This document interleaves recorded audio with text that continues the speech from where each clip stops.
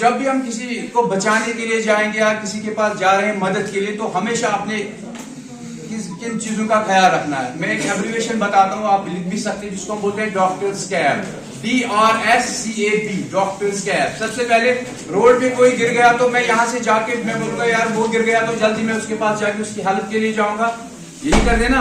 हो सकता है उधर से इसको किसी गाड़ी वाले ने हिट किया, उधर से दूसरी गाड़ी आ रही है तो वो हमें भी हिट कर सकती है ना। तो सबसे पहले हम अपनी सेफ्टी देखेंगे।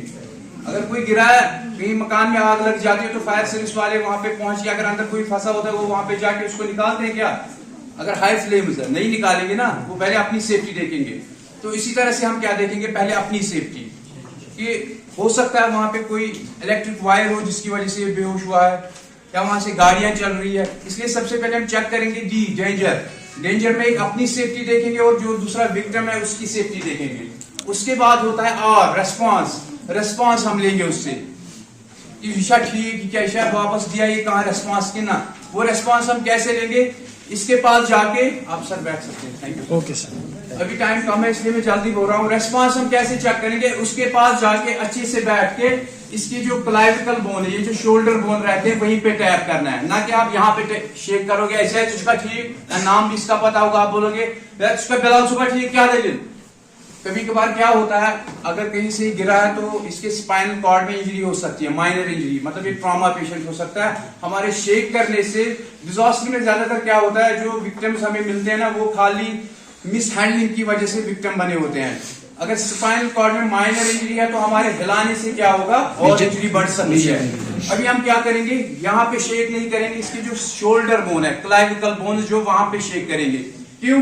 एक तो ये बोन बिल्कुल हमारे वाइटल ऑर्गन के नजदीक है, दूसरा माना जाता है कि ये बोन सेंसिटिव बोन्स होते हैं, और तीसरा इनके नीचे ऐसा कोई वाइटल ऑर्गन नहीं है जिसको नुकसान पहुंच सकता है। अगर हम यहाँ पे करेंगे जिसका ठीक है, नीचे हमारे हार्ट है ना, अगर कोई रिब टूटी हुई होगी तो उसको पंचर हो सकता है, इसलिए क्लाविकल बोन्स पे हमेशा शेक करना चाहिए ऐसे। आदि ओके, तुझका ठीक क्या दलील।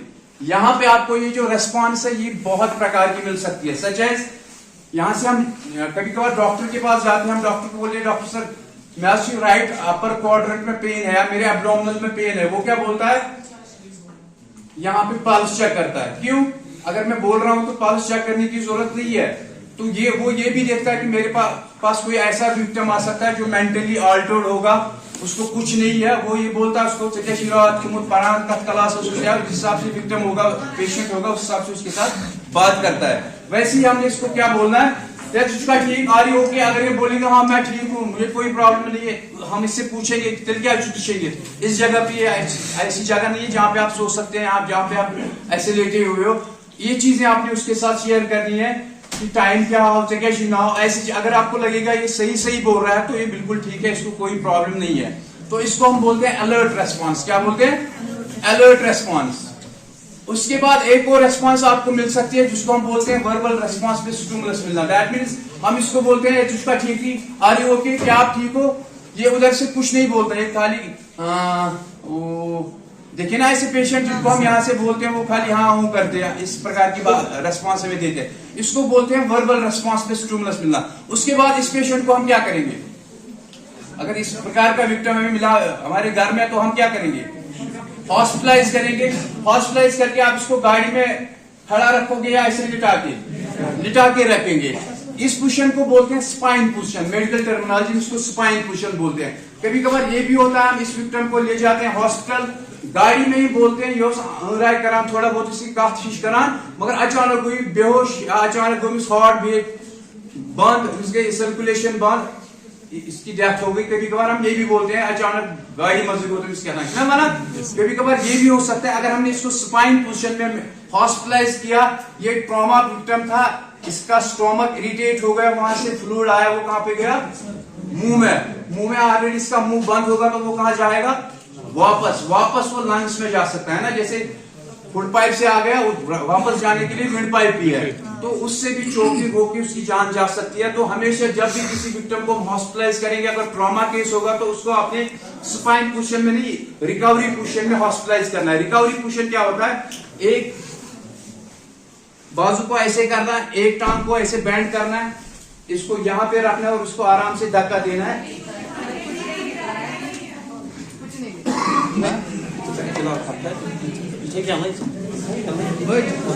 Yesi unconscious gase emission da ये ऐसे मतलब लाइट थाउन लाइट खड़ा कर जैसे हम ऐसे लिटा के नहीं लाइट थाउन इसकी ये साइड वाला साइड ऐसे नीचे की ओर आएगा ताकि अगर स्टोमक इरिटेट होगा भी वो फ्लूइड निकलेगा कहाँ से मुंह से बाहर।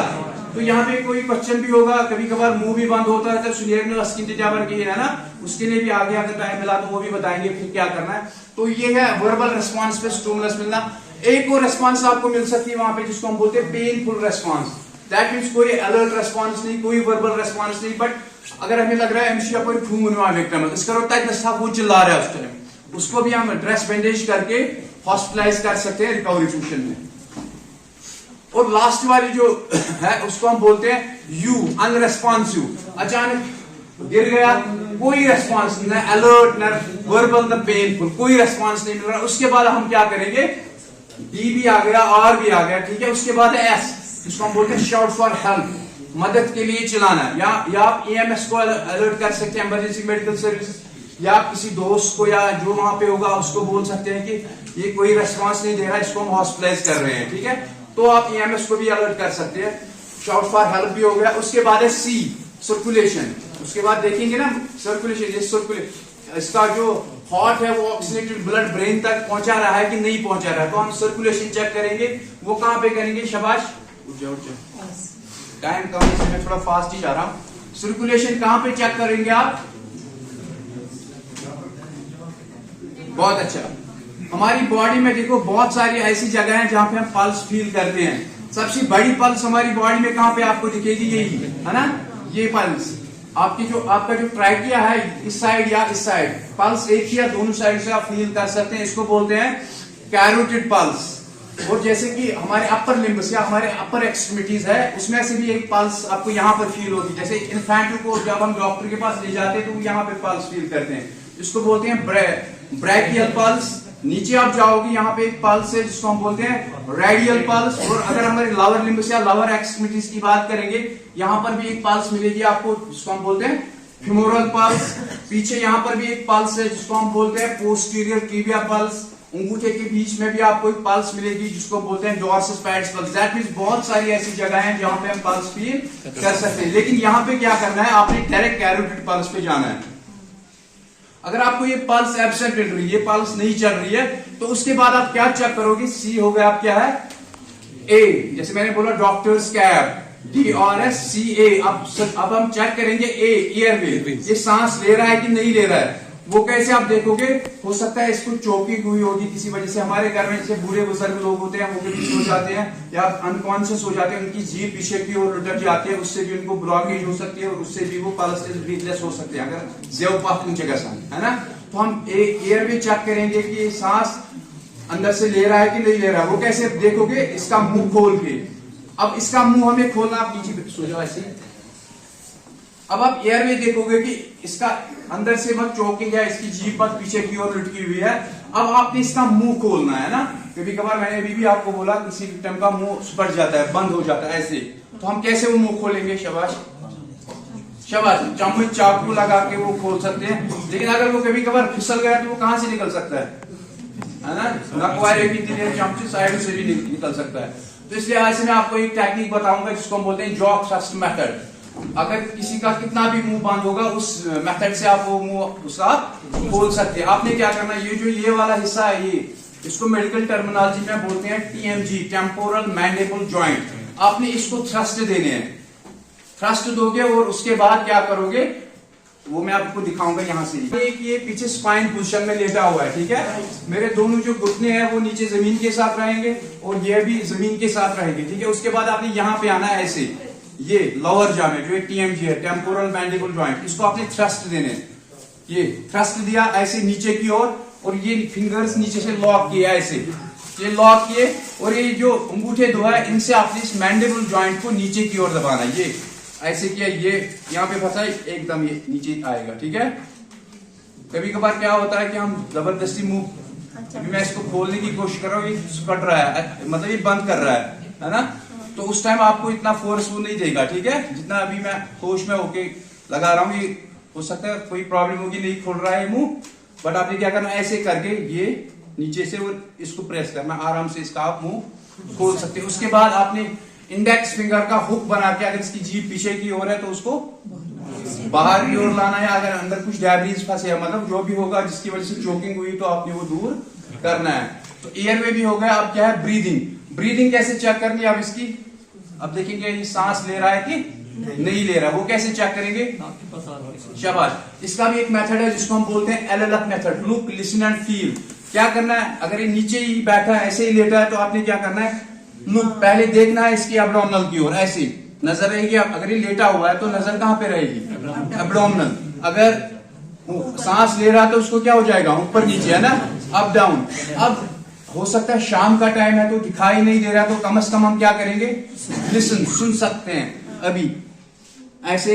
अगर वहां पे शोर भी है तो सुन भी नहीं पा रहे हैं, तो कम से कम क्या कर सकते हैं, फील। इसलिए तीनों चीजें एक साथ करते हैं, LLF, look listen and feel. Second sense organ है, सॉरी, है ना, सेकंड सेंस ऑर्गन, इससे हम फील कर सकते हैं। या तो अगर ये सांस छोड़ रहा है, मेरी जी किसके साथ टकरा के मैं फील कर सकता हूं, या मैं अपना हार्ट इसके एब्डोमिनल पे रखूंगा या चेस्ट पे रखूंगा, वहां से अगर धड़कन आप फील कर सकते हैं। अगर ऊपर नीचे एब्डोमिनल होता आप फील कर सकते हैं। अब ये बंदा आपको लग रहा है कि ब्रीथलेस और पल्सलेस है, क्या है, ब्रीथलेस और पल्सलेस। इस बंदे को अब हम क्या कर सकते हैं, इसको हम हार्ट दबा सकते हैं, है ना। जैसे भी किसी ने बोला था कि हम नीचे देखिए सीधा हार्ट दबाएंगे, हार्ट ऐसे नहीं दबाया जाता है कि आप जहाँ वो मतलब बेहोश होगा, सर्कुलेशन चल रही होगी, तो आप ऊपर से हार्ट दबाओगे तो उल्टा मर जाएगा, उसको तो उल्टा हार्ट अटैक हो जाएगा। हमने इसको अब सीपीआर देना है, जिसको हम बोलते हैं कार्डियोपल्मोनरी रिसस्टेशन। मानो किसी वजह से इसका हार्ट और इसके लंग्स बैठे हुए हैं, उनको दोबारा से क्या करना है, रिवाइव करना, दोबारा से अपनी सूरत में लाना। जिस काम पे वो लगे थे उसी काम पे उनको फिर से लगाना। तो वो कैसे करोगे, वो आप सीपीआर देके करोगे। तो ये सीपीआर मैंने क्यों चुना इतने टॉपिक को मैं ऐसे सीपीआर ही, क्योंकि ये बहुत ही इंपॉर्टेंट टॉपिक है। अगर अल्लाह ने बचाने वाला ऊपर बैठा है, बट कभी कभार आपने देखे होंगे यूजुअल्स भी कोई किसी को ऐसे दबा के किसी की जान बचाई है। जब इफेक्टिव सीपीआर हमें देना आएगा तो हो सकता है हमारी वजह से किसी की जान बच सकती है, इसलिए मैंने यही टॉपिक चुना। तो अब हम डायरेक्ट सीपीआर पर ही पहुंचते हैं। अगर सर सीपीआर उसको देना है जो ब्रीथलेस और पल्सलेस होगा। हमारी बॉडी में कुछ वाइटल ऑर्गन है और कुछ नॉन वाइटल ऑर्गन है।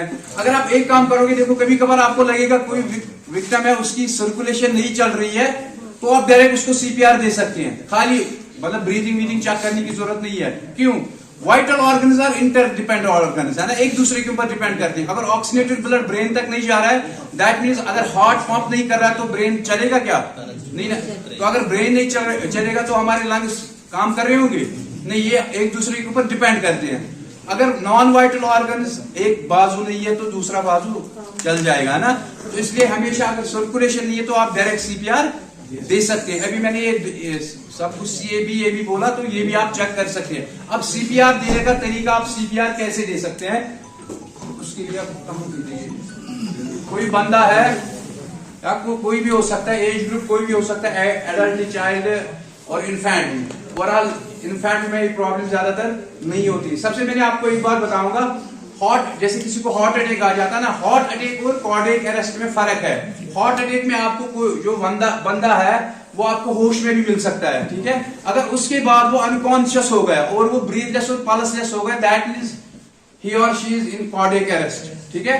कार्डियक अरेस्ट में आपको कोई बंदा होश में नहीं मिलेगा, एकदम से अगर अनकॉन्शियस हो गया, वो ना उसकी सर्कुलेशन नहीं चल रही होगी, पल्स नहीं चल रही होगी, कुछ नहीं मिलेगा आपको, दैट मींस हम उसको बोल देंगे ये कार्डियक अरेस्ट है, ठीक है। हार्ट अटैक में अगर माइनर हार्ट अटैक आएगा, कोई होश में भी होता है ना, उसके कपड़े लूज करके अच्छे से रब करते हैं पीछे से, तो उसको हम वापस कर सकते हैं, मर नहीं सकता वो। बट अगर हार्ट अटैक से वो अनकॉन्शियस हो गया और उसकी ब्रीथिंग चली गई, सर्कुलेशन चली गई, दैट मींस अब ये कार्डियक अरेस्ट है। कार्डियक अरेस्ट को क्या बोलते हैं, हम अपने हिसाब से क्या बोलेंगे, अगर कोई बंदा हमें मिला कि इसको पल्स ही नहीं है, इसको ब्रीदिंग ही नहीं है, हार्ट भी नहीं चल रहा, कुछ नहीं चल रहा, तो हम क्या बोलेंगे, हम बोलेंगे ये बंदा मरा हुआ है, ये बोलेंगे ना। बट इसको बोलते हैं clinical death. Clinical death to biological death में जाने तक 5 से 6 मिनट्स होते हैं। अगर इन 6 मिनट्स में आपने इसको सीपीआर देना स्टार्ट कर दिया तो हो सकता है इसकी जान बच सकती, हो सकता है, जरूरी नहीं है बट हो सकता है बच सकती है। तो अब हमें क्या करना है, उसको सीपीआर देना, जिसको ब्रीदिंग क्या नहीं चल रहा होगा, ब्रीदिंग एब्सेंट होगी, पल्स एब्सेंट होगी, ठीक है। अब सीपीआर देने का तरीका क्या है, एक इफेक्टिव सीपीआर कैसे आप दोगे। सबसे पहले जो दो हाथ है, एक मास्टर हैंड है और एक हेल्पिंग हैंड है। एक हैंड को आपने ऊपर रखना है, ऐसे बंद करना है, ऐसे लॉक किया, इस रिस्ट से, इस पाम से इस रिस्ट को दबाना है, ये ऐसे दबाया, इससे ये बाजू टाइट हो जाएंगे, बिल्कुल टाइट हो जाएंगे ऐसे। उसके बाद ये पाम बाहर की ओर निकल जाएगी, ये ऐसे बाहर की ओर आएगी। उसके बाद आपने अच्छे से बैठना है, नीचे ऐसे घुटने देखिए, ऐसे नहीं, उसके विक्टिम के साथ ही बैठना है। ये नहीं कि आप दूर हो तो आप विक्टिम को ही अपने पास लाओगे, जहां पे विक्टिम है वहीं पे आपने जाना है। और उसके बाद क्या करना, अब यहाँ पे मैं खड़ा रहूंगा क्योंकि दिखाने से, यहाँ नीचे दिखाने से कोई प्रॉब्लम हो रही है अभी, बस अब यहां से आ रहा है सबको नजर।